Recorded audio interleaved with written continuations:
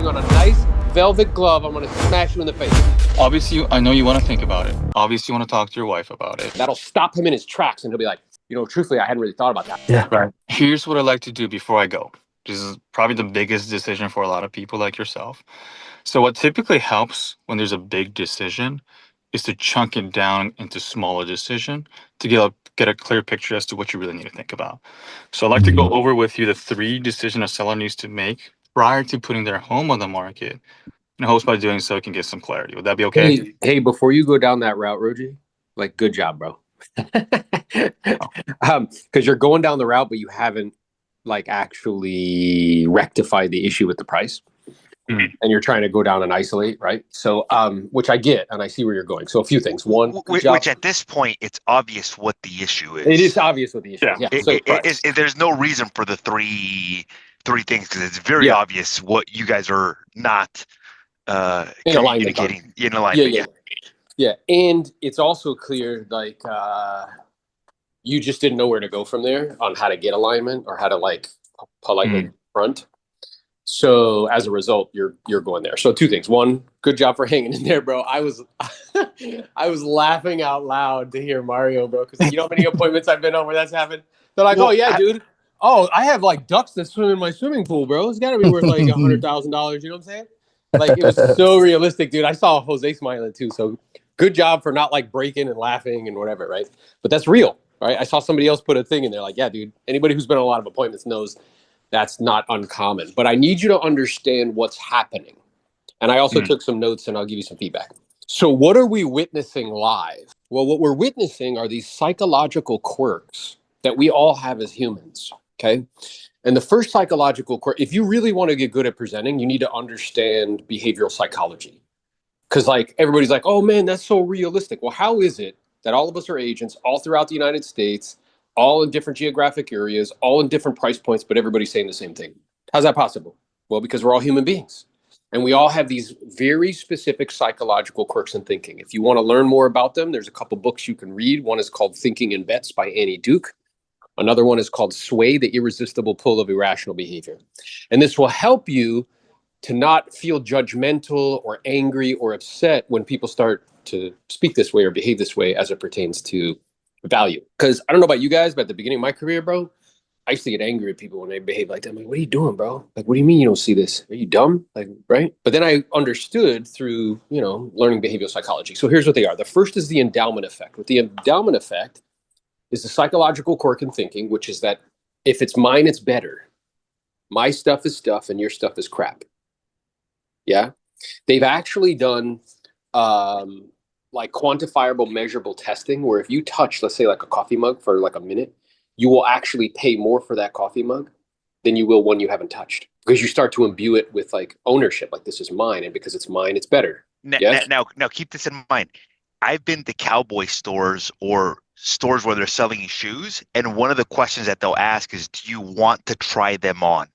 Why do they ask that? They know that if you try it on, the probability of you buying it goes up dramatically. So I had the same thing when I was working at Circuit City, where that used to be like a straight commission job, right? And in part of our training, what they would tell us to do is be like, hey, do you want to touch the CD player? Like, do you want to, here, go ahead and touch it and play with it, or like, touch the phone and see how it works and whatever, right? So the same thing, because you start to imbue it with meaning. So what possibly can we imbue with more meaning than our physical residence that we live in, right? In terms of like, it's mine, so therefore it's better. So you're hearing that in his language, yes? And we're hearing that in language for owners all across the country. How could that possibly be? Are they reading from the same script? No, it's a psychological quirk in thinking that we all possess. And you guys do the same thing, by the way. We all do it. The second thing is motivated reasoning, okay? So you'll notice he was ignoring all evidence. When he really wanted something to be true or needed it to be true, he ignored all evidence to the contrary, and he sought out evidence that supported his belief. Yes? Mm-hmm. He ignored everything. And what did he have? He had a reason to push him away. Every single one. Yes? And then he would point to the one that sold 6 months ago for this amount. Yeah? He's doing motivated reasoning. He's ignoring evidence to the contrary of his belief that he wants or needs to be true. And he's heat-seeking, trying to find and latching onto evidence that would support his belief. That's the foundation that you need to understand. That's the context for the feedback I'm about to give you, right? First is like this language, like your price. When you use terms like yours and mine, what does that set up? Well, that's an adversarial conversation, yes? Yours versus mine. So instead of that, what other language pattern could we use that would make it different and would extract you from the equation? The market. Yes, team. And I was like, don't do it. And then you were like, your price. I'm like, oh, don't do that, bro. Don't do that. Nope. So yeah, I'm very clear that your expectation was somewhere around 875 or somewhere around 925. At the same time, I don't need to tell you, because I know you know this already, particularly with guys like that, right? Because how many people have met a guy like that before? Or a gal like that? Yeah, we all have, right? So it's like, yeah, I don't need to tell you. What something's worth is ultimately what something's willing to pay for it, what buyers and sellers have been agreeing to. So having looked at this information, the marketplace is showing us somewhere around this, and this seems to be reasonable, right? So don't get into that like yours and mine. The second thing I wrote down, which is really important for you, Roji, is acknowledging is different than agreeing. I heard you actually say out loud multiple times, I agree with you. Your Smurf blue is dope. It's like, no, that's different acknowledgement. Acknowledgement is like, I understand. I see where you're coming from. That makes sense. I see how you would certainly, come to that conclusion, or you could feel that way. Notice, I'm acknowledging what you said. I am not agreeing with you. Those are two different things. You see, you're like feeding him. He was pushing you on why his home is worth more. And you're like, yeah, I agree with you. Multiple different times. So you got to be mindful of that, right? Then he asked you, he's like, well, what do you think? And I was like, don't say what I think. And you were like, what I think. And I'm like, don't do that, bro. Don't do that. Don't do that. Instead of what I think. He's like, well, what do you think? Well, I appreciate you asking. And, I take that responsibility really seriously, which is to protect the value of property and help you to get top dollar, quickly and efficiently. And having reviewed this information, very closely, seeing what's active on the market and not selling, and seeing what's sold and closed most recently, the marketplace seems to be showing us somewhere around blank is reasonable. Now, before you even get there, I would circle back at him again, which you did, but you didn't do it in a different way. You basically asked him the same question twice. So when you're like, yeah, if you were a buyer and you were going to buy this home all over again, having seen what's active on the market, not selling, seen what's sold and closed most recently, realistically, where do you think you'd feel comfortable making an offer that you believe would be reflective of fair market value? And then he didn't answer. He tried to worm out. And you basically went back and asked him the same thing, but I would ask it a different way. I'd be like, yeah, I get that. And, if you were a buyer, I imagine, you may pay a little more for this home. I mean, honestly, Mario, do you think you would really pay $100,000 more than the most recent sale? Quiet. It's polite confrontation. And I love you, bro. The way you do one thing is the way you do everything, right? Most people desperately avoid confrontation at all costs. And I was watching you do that. Like, yeah. Oh yeah, we can start at your 900. I'm like, no, don't do that, bro. What are you doing? No. Desperately avoiding confronting him. And that's why you didn't get anywhere. As you were delivering information, you had like this apologetic tone. Like you were sorry for something that the marketplace is doing. Why are you sorry for that, bro? I remember I was on a call with a seller one time. He got so mad. I'm like, look, dude, I understand your frustration. And I recognize that you need an outlet for it. You're pointing it towards me. And it's your prerogative to do that. I don't believe that it's in the right place. Instead, what you should do is open up your window and yell at all your neighbors, because they're the ones who've agreed to what, offers that people have made. So I heard you like you were apologizing for it. Like, and your voice would almost like disappear. You'd be like, yeah, it's like 875. I'm like, what are you doing, bro? Like, what are you afraid? Like, if you say it, it's gonna like you're gonna explode or something? Like, I don't understand. Right? So like just be mindful of like when you're presenting information or politely confronting, I'm watching you shrink away from it. I can hear it. Because it's uncomfortable, or maybe you gulp down as a younger person that like, confrontation is bad, or like telling people information that they don't like to hear is bad, and it's naughty, or it's like disrespectful or not nice. So I'm watching you kind of that conflict internally, and it's showing up in like your tonality and your voice, right?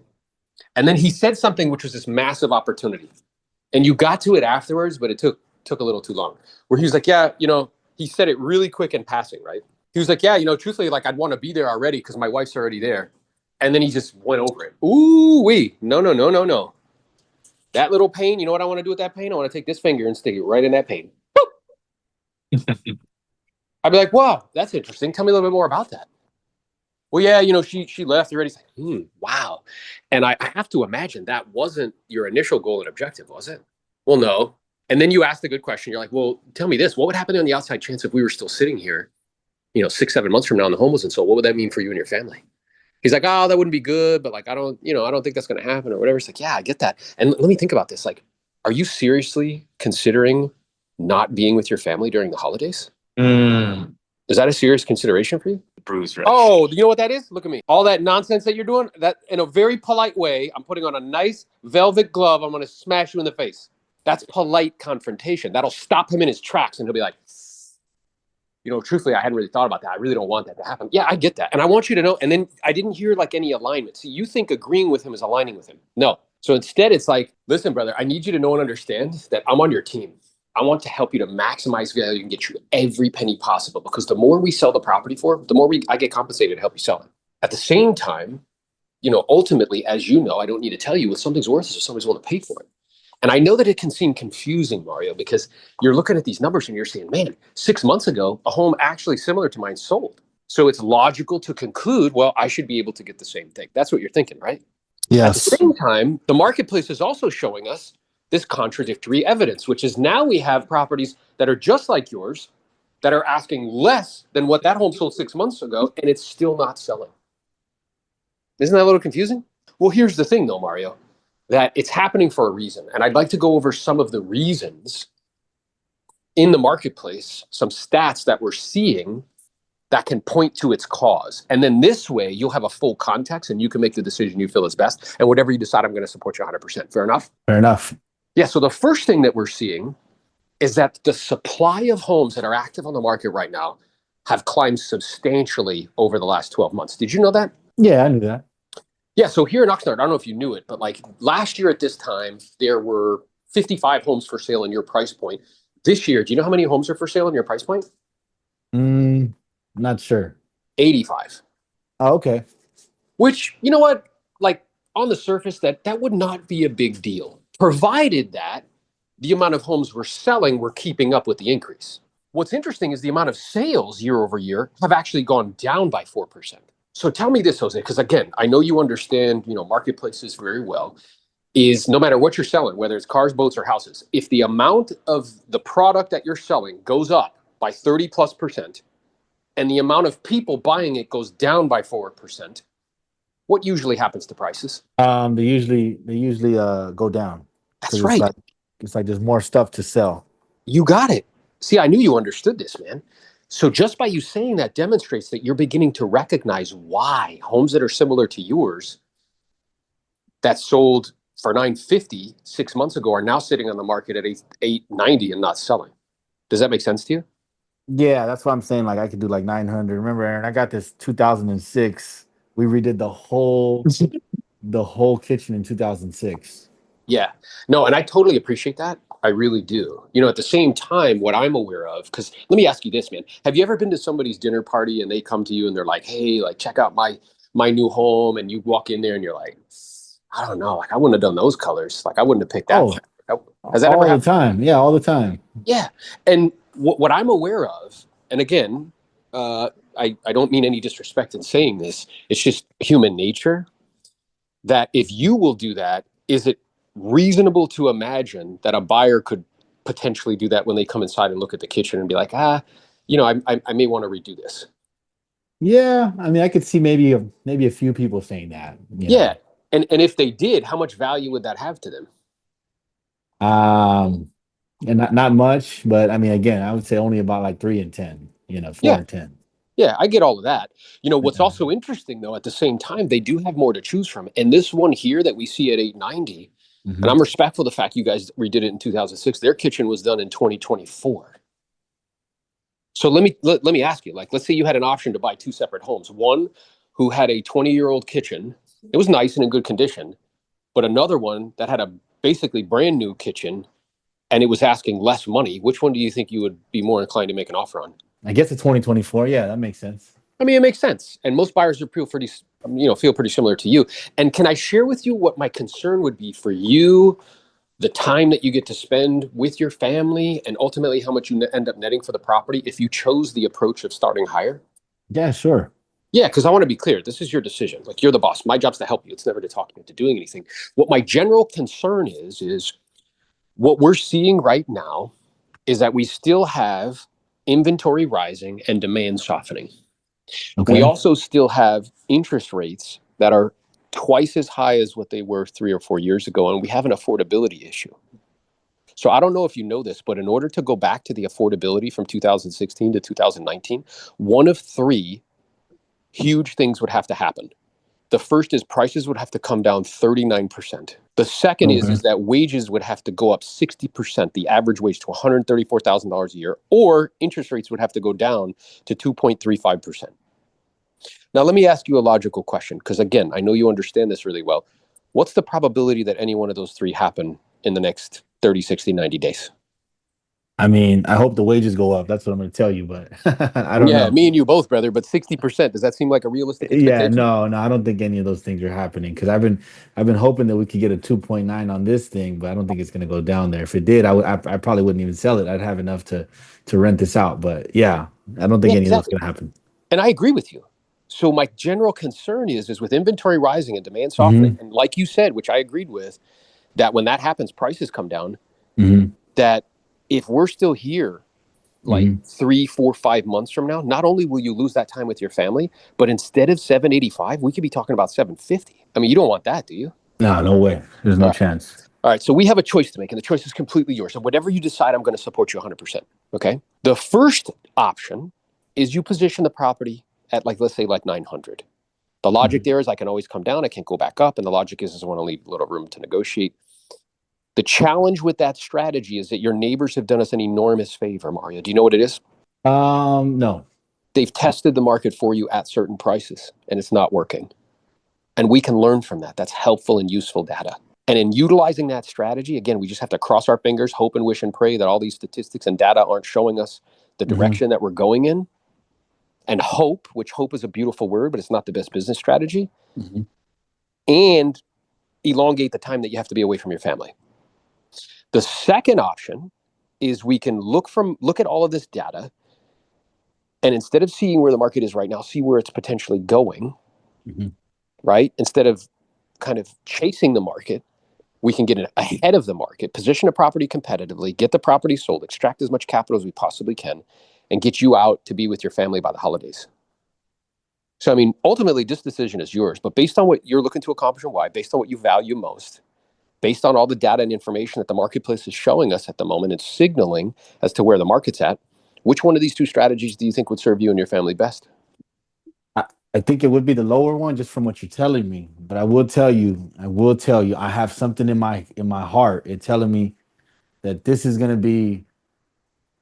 house is gonna sell for 915 easily. And you're gonna see it. You're gonna see it. So I don't Yeah. really care what we start. It's just about me getting that 915.